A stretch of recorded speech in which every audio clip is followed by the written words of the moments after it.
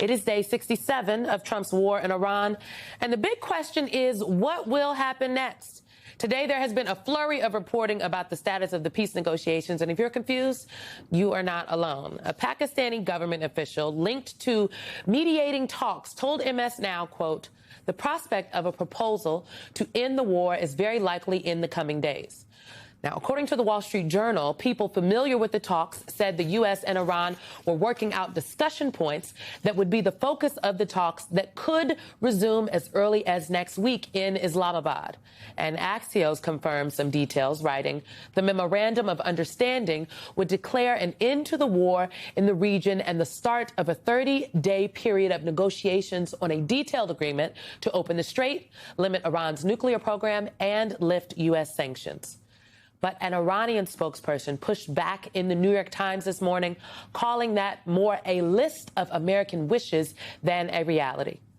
And the president did not give much more clarity on the situation. It's a skirmish, and we're doing unbelievably well, as we did in Venezuela, where it was rapid, over in one day. And we're doing pretty much equally as well, I would say.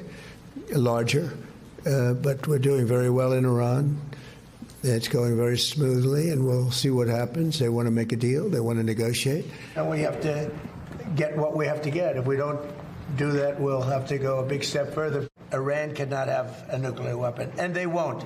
And they've agreed to that. At the same time, Trump told PBS that, quote, if it doesn't end, we have to go back to bombing the hell out of them. It's a quote. With that, let's bring in our nightcap, Kayla Gardner, MS Now White House correspondent, Daniela Diaz, Notice congressional reporter, Nayera Huck, former White House senior director and former State Department senior advisor. She is now the assistant dean for the Syracuse Maxwell School, and veteran Washington correspondent John Harwood. He is a distinguished fellow at Duke University and columnist for Zeteo. Thank you all for staying up late. Welcome to the nightcap. Okay.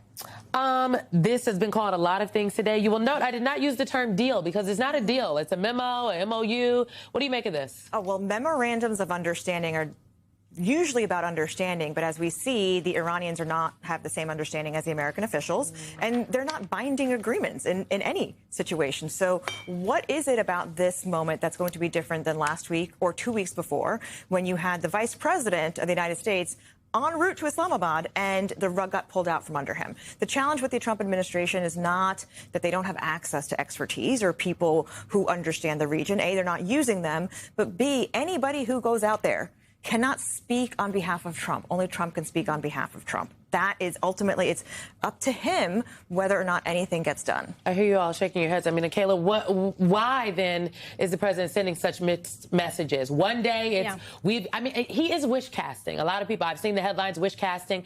The young people like myself could call it, he's trying to manifest an end to this war. But the bombing will have to start again is like the opposite of they want to get rid of their nuclear weapons. Like, we're not on the same page. Yeah, and I love the point that you made about this just not being new, because going back to early March, the president has been saying talks are going in the right direction. He's still expressing that optimism, and we do have that Pakistani official saying potentially we could see a proposal in the coming days, and Iran saying that they're reviewing this current proposal.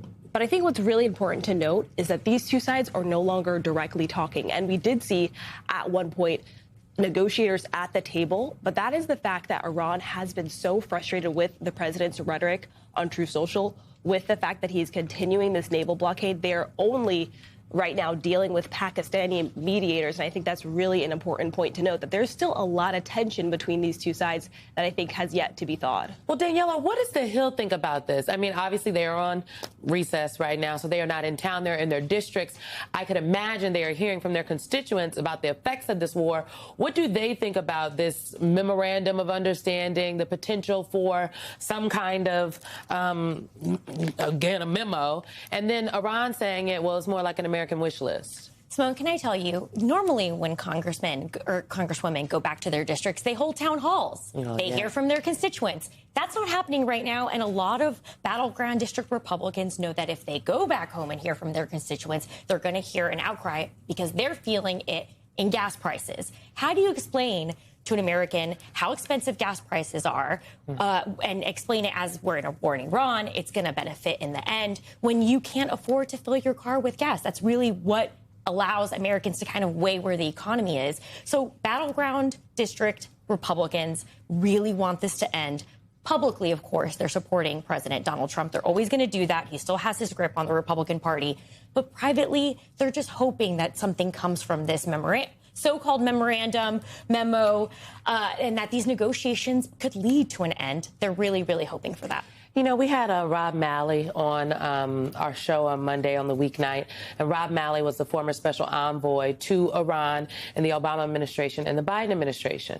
I asked Rob, I said, well, are they calling you? He said no, and he doesn't see an end to this war because the people who would do the high-level negotiating are not in the room. To your point, they're not even speaking directly at this point, the Americans and the Iranians. John, this is what Axios wrote today. Many of the terms laid out in the memo would be contingent on a final agreement being reached, leaving the possibility of renewed war or an extended limbo in which the hot war has stopped, but nothing is truly resolved. Okay, that sort of feels like where we are now. So is there any progress? No. Okay. And I think we can just say directly that the Trump administration doesn't know what it's doing. And the president, you played those clips, he's just blathering from impulse to impulse. This is somebody who enjoys dominating others. He enjoyed the flashbang phase of the war. Now he recognizes that it's a huge liability. It's backfired on him. I think Iran is enjoying his discomfort because he plainly wants to get out of this. But how does he get out of it without looking like he's humiliated? The whole country, the whole world is stuck in that particular problem right now. And here's where it gets complicated. On the Iran piece of the puzzle, the United States, by going in kinetically in the flash and bang, as you said, not only has now invested in a naval blockade, in naval ships, extensive deployments, more troops in the region, no sight and end, but you now have a regime that feels hardened, that has a revenge story now, like they're the main character here. Who's calling the shots in Tehran right now, then? Is it the hardline leaders, or is it more of a military dictatorship? Well, they haven't, while the U.S. has decimated Iran's senior elder leadership, the younger generation is now more active and ingrained in this belief that this is a war for Iran's existence. It's never been a regime that cared if their people were suffering, whether they were shooting them in protest or whether they were under sanctions. So that the idea that if you put enough pressure on the regime, everything will collapse has not happened in Iran. So what is it then that Trump is going to do to create, as he said, a comparison to Venezuela, right? We haven't seen that operate. There is really no other quick win scenario, which is why other presidents have not gone to war with Iran. I mean, the Venezuela comparison is obviously absurd when he says, well, that took us one day and we're doing just as well in Iran. Well, that's absolutely crazy. And, you know, Iran not only has the revenge factor and we're still standing and it's an existential fight for them, but they've also discovered that the asymmetry of this conflict is working in their favor. The president can make the rubble bounce in Iran, but it's not giving strategically the United States what it wants to happen. And he's now faced with a situation where he's trying to get into a negotiation where the best case scenario is that he negotiates something on the order of what Obama negotiated and that he withdrew from. And in addition to that, has Iran, to some degree, collecting tolls or calling the shot on the Strait of Hormuz? Which, to be clear, was not happening prior to the start of this war. The Strait of Hormuz is not a man-made passageway, if you will. It is, no one owns it, but now Iran is exerting control over it, which is new only because of this war. I want to drill down on a point that Kayla made, because I actually haven't heard many people talk about it in this way. And the fact that the United States and the Iranians are actually not speaking directly anymore is interesting, because Trump told a New York Post reporter that it's, quote, too soon to start planning face-to-face talks between the U.S. and Iran. But I do wonder at this stage, then, who in the White House is doing the negotiating? Where is Marco Marco Rubio. He was at the podium at the White House the other day, like moonlighting, and there are all these memes online about how he's got all these jobs, and like now Caroline Leavitt is on maternity leave, so now he's also the press secretary. But he is the nation's top diplomat. Where is he? I mean, Witkoff and Kushner, not diplomatic mavens by any measure, but where are they? They were the ones speaking to the Iranians prior to now. They're still the point people for the president, and they have always been his preferred point people. And I think that's a great question, but that's just the reality of it. The president has always preferred them to negotiate conflicts for him. And I think it's interesting that Vice President J.D. Vance is no longer really considered or talked about in that same manner. And the reason that he was even pulled into these conversations is because Iran had expressed such distrust in both Steve Witkoff and Jared Kushner, who, of course, were leading these talks before the war began.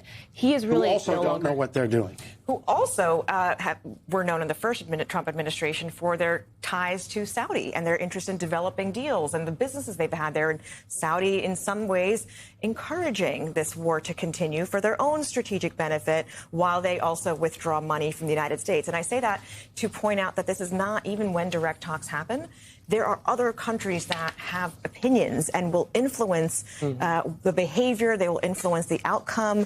Israel, let's not forget about them. You know, half the time Trump announces a ceasefire and the Israelis, IDF says, we didn't know anything about stopping this. What are you talking about? So Trump really is just a man of one in a world that involves multiple countries.